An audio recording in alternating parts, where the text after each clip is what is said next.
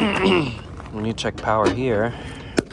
Whoa, shit. Good morning, guys. So today I actually have my first no cool call.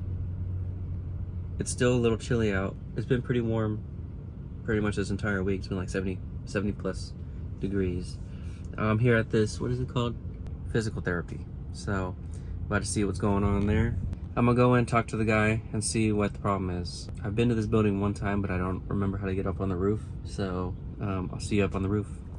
All right, now we're on the roof. I'm just gonna go try to locate this unit, which I think I know which one it is already. I think it's gonna be that second to last Trane unit. I had to wait for somebody to come open up the roof hatch because there was no key. So I sat in my van for about 20 minutes. But this is our unit here. And when I talked to the guy, I went inside. He said that the thermostat was blank, and then before the thermostat was blank, whenever the unit would come on, it would squeal a lot. So I'm assuming the belt is busted or loose or cracked.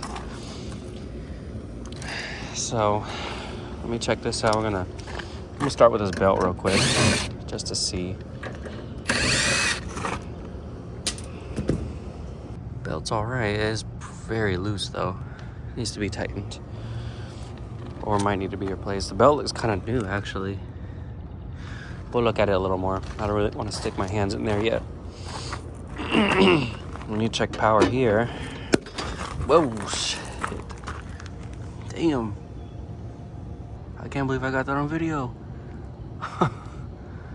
Alright, looks like we popped a breaker. I actually did not get that scared, surprisingly. Alright, just to be on the safe side, we're gonna check power.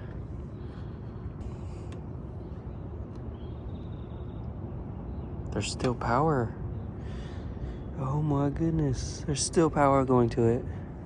Okay, we're gonna have to go down and shut down the breaker switch because I don't want to be touching this. I need to fix whatever's in there. Let me go look for the breaker. I'll come back and we'll get this little door off, and we're gonna fix the wire that's probably stripped or bare. All right, I just got back to the roof. I brought this up here. I turned the breaker switch off down below. We're gonna go ahead and check the power again. Make sure we're good. Yep, we're dead now. Let's check the incoming. Yep, no power. Okay.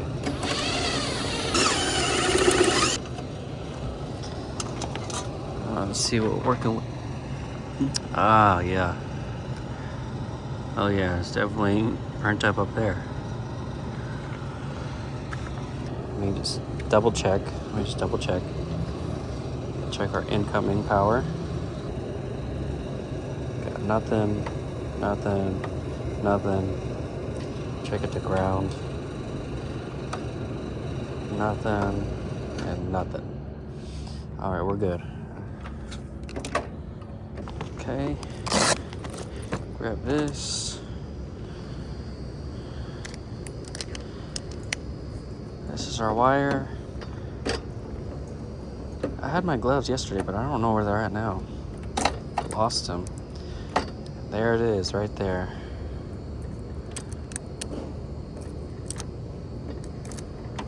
Oh, the insulation came off. See? You can cut it right here.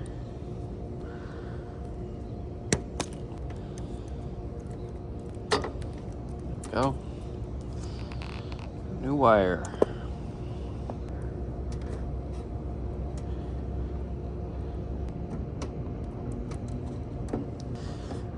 Anybody got any big plans this weekend? Today's Friday for me.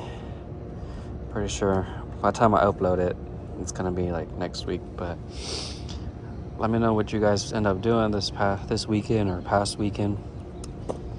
It'll be past weekend by the time I get this thing uploaded. And since we got that fixed, we're gonna make sure it's tight enough. Make sure these other ones are tight.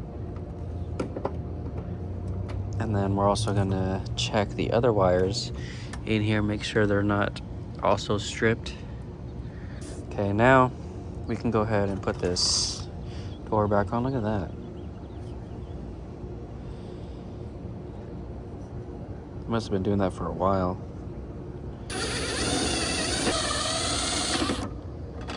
Okay, let me go and check the inside of the system. Check all the electrical on that. Make sure we're not fried up on there either.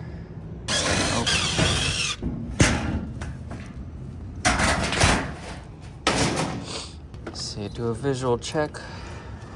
Look, there's that screw. There's a screw down here rubbing against the wires, the high voltage. They have a lot of slack, whoever got this installed. Now we need to check here. Contactor could be replaced. That's kind of pitted. Could replace that, but right now we're just trying to get this thing to work. So just need to check all the wiring, make sure we're good. I don't really see much. I think that might have been our only issue. I think we should be all right. Next, we're going to adjust the lower motor. Let me check out that belt first. Oh, and let me put these screws back in. Check out this belt. Take this off here. Just want to roll it like that and let the motor do the job. Don't try taking it off completely like this, because then you're going to get your fingers caught. So we're going to just inspect this belt. It is cracked there. We're going to go ahead and replace the belt. This is an AX32. Every belt, there's always a written tag on the belt indicating which size it is. So we're going to go grab a new one of those. We're not going to do an X belt just because the X belts are usually more for VFDs or variable drives that speed up and down the motor. So we're just gonna go with our A32 instead. The X belts have these teeth in them. And I'm just gonna do a check on these pulleys. What you wanna do is just kind of rub your finger in the sheaves and kind of feel if there's like any higher points, because if there are, you usually wear out belts a lot quicker that way. But for this one's kind of getting to the point, the motor pulley, but it's not enough to change out or recommend replacing. And then this one's all right. The wheel pulley is all right. Okay, so what I'm gonna do now, go grab a new belt and then come back, make sure it needs to be adjusted correctly, and then we're gonna go ahead, back down, turn the breaker on, turn the disconnect on, and test out the system. Something I like doing before I get going, is getting a marker and writing what size belt is for the system, and also the filter sizes. That way in the future nobody has to take off any panels. They can just read it off the unit and be like, oh, this is the belt we need. Or if they're doing a PM or something, they just write it in their PM notes. This is gonna be an A32, and we're just gonna put 1, just like that. And I also forgot that I'm in Round Rock, and there's actually a Johnstone not too far away from me, which is awesome because it's like 15 minutes from here, so I don't have to drive into Austin to go get a belt. All right, here we go. Got the new belt at my local Johnstone right there. Can't barely see it, but it's right across this living spaces. It's one of the newer Johnstones. But now going back to the job site. I'm back on site. Before I actually go to the roof, I'm gonna go ahead and flip that breaker switch again. I have the disconnect turned off. Now I know nothing's gonna happen to the rooftop unit. While I'm up there, I'm gonna go ahead and install this, adjust it if it needs to be adjusted, and then turn the system back on. Should be good to go. I think the only problem they had was that high voltage wire was touching the disconnect box. Good thing I was there to re-strip that and pretty much add in a new piece with insulation on it. So we should be good to go. So we'll slide this on the pulley, the motor pulley first, and then onto the wheel pulley. We're just gonna try. Might be way too tight actually. Somebody already tightened up the old belt. All right, you have to make adjustments. Tools you'll need for this, I think it's just a crescent wrench. Oh, actually, no, you need one crescent. I always forget on these types of motors. So this is your actual tightener right here. So we're gonna loosen this. Okay, got that loose. And then this one, this piece, this top piece right here is actually what you can use to spin to adjust the motor tension, the belt tension. So we're gonna try to get this to scoot closer to the wheel. Just like that, you see the motor move. And that should be good. Okay, now we can go ahead and put this belt back on. And there should be no more squealing anymore. Oh yeah, see now it's way too loose. That's way too loose. So now go back in here, tighten it to where we need it to be. Still a little loose. Give it a little more turn. I think that should be good there. And if it moves, then you will need a backup just to hold this in place. But I don't think we'll need it. So now you just go in.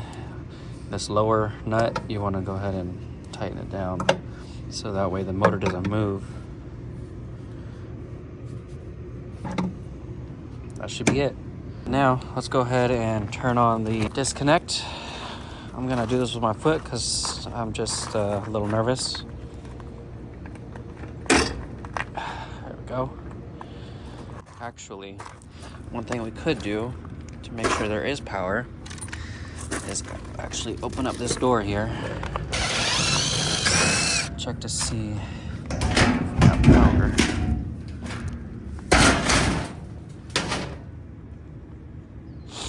Which I don't see any. There's usually LED light that lights up on this board, and I do not see that at all. Let me check the voltage here. Let me check the lower voltage. Or let me check this transformer. Hopefully the transformer didn't blow eternally. This is my 24. This is my incoming power. I'm not getting nothing coming out of the transformer. I'm not getting voltage either. Let's see.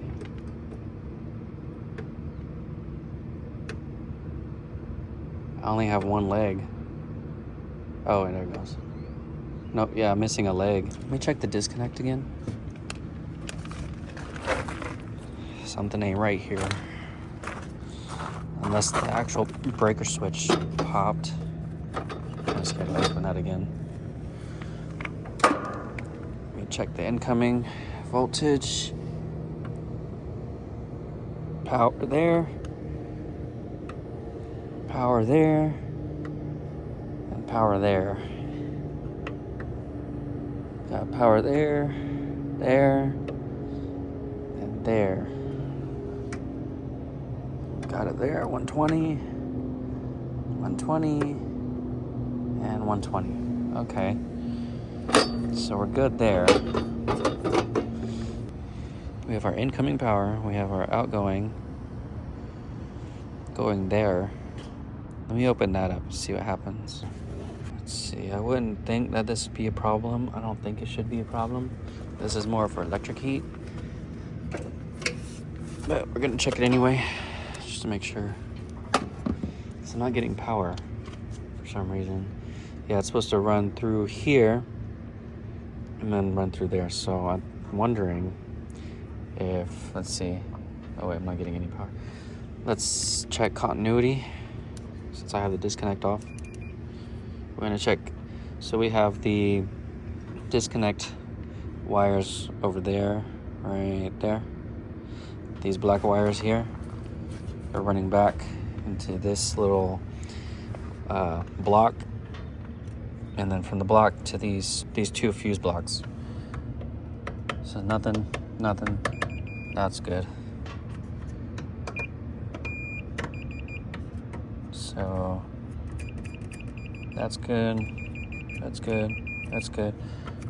Now it's popped, and that's popped, and that one's good. So yeah, we're missing voltage. So this block right here, this fuse block, is running back towards the unit. And this is where it goes to. It goes all the way, runs up here, runs up to this contactor, and I was getting some weird voltage there, so there's nothing going there. So yeah, we're gonna need to replace those fuses. These things are tiny. There we go. I don't even, what is this? This is a JJN 60 amp, I think. Let me see, and this, I wonder if we can put these fuses on there and get this unit going. Maybe. All right. We can try that, see if that works. I think this one, I think this one's just strictly for the heater. I'm hoping this one's for the unit. We'll try it out. Oh, there we go. That's right, that's what I'm talking about. So on these RTR M boards, you always have this LED that's always lit on these Trane systems. And that's how you know the system is running now, or gonna run. Okay, so now we should have power to the thermostat. And while we let the unit run or do its thing, we're gonna go pick these up. And another thing we can do to speed up this process to get this unit going, we can do this here. Grab our jumpers. We can jump out the system to get it to cool. I like to stick one on the back here. So you have this little terminal board, usually on all these Tranes. You have a test 1 and test 2, and what you want to do. This is really good for PMs and also doing service work, but what you do is just put one alligator clip on test 1 or 2, and vice versa with the other test 1 or 2. And your RTRM board, you know it's in test mode whenever this starts blinking. You'll usually hear a click. So I didn't hear nothing. Sometimes these can be so rusted that it doesn't make a good connection. So you kind of have to wiggle it, kind of try a different thing. There goes the fan. Now it's blinking. Okay, and then cooling should come on right now. If I do it again, you have to take it off and put it back on.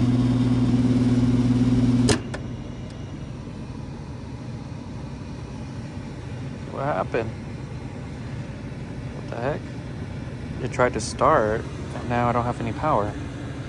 Uh-oh. Hopefully that compressor's still good. I think I popped these fuses. Let me see. Oh, whoa. Oh, did it? Oh. Interesting. No power, no power. I think it tripped. The system tripped. I'm not getting no power. Interesting, okay. Alright, looks like we have another issue here.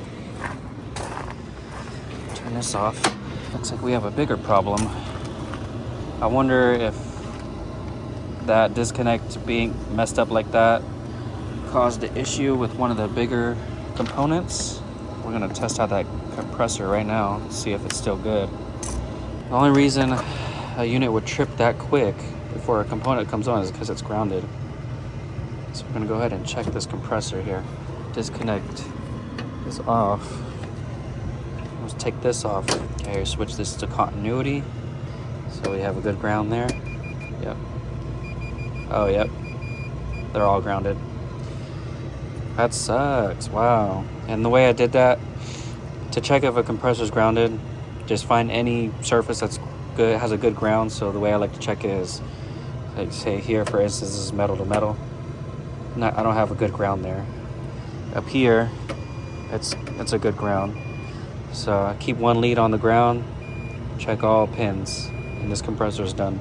Well, now we got to take some pictures, and they might want to get this unit replaced depending on if it's 22 or 410.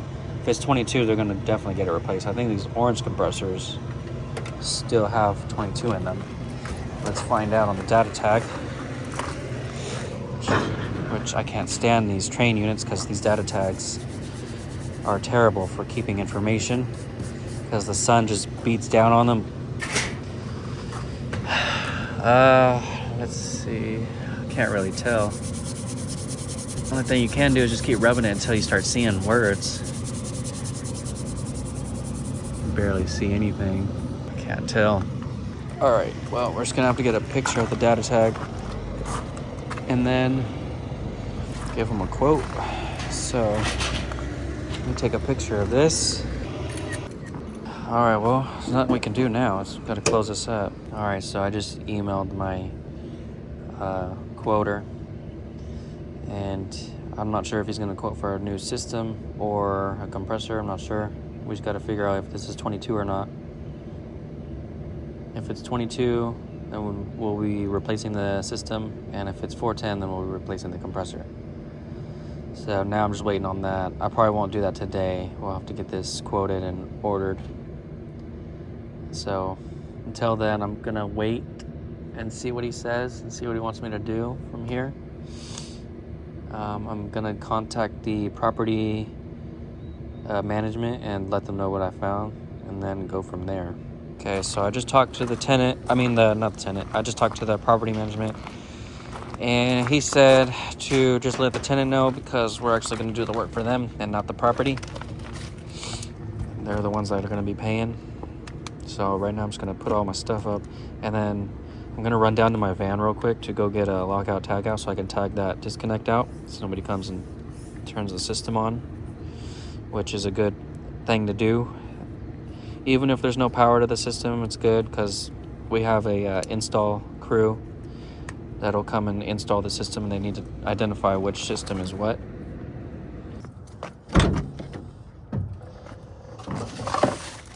Here's my lockout. I need a new bag. I'm about to run out. What's today? The day is 2/28. Today is my daughter's birthday too. 25, her first birthday. Okay, for this, you actually want to lock the actual switch out, not this. So stick that in there. This here. And that's it. But that's gonna do it for this service call. Hopefully they got something else. I'll see if they do. I think this is just gonna be one video. So until the next service call, hopefully you guys learned something. Maybe you guys can give me some other pointers that I missed out on. But until the next service call, peace.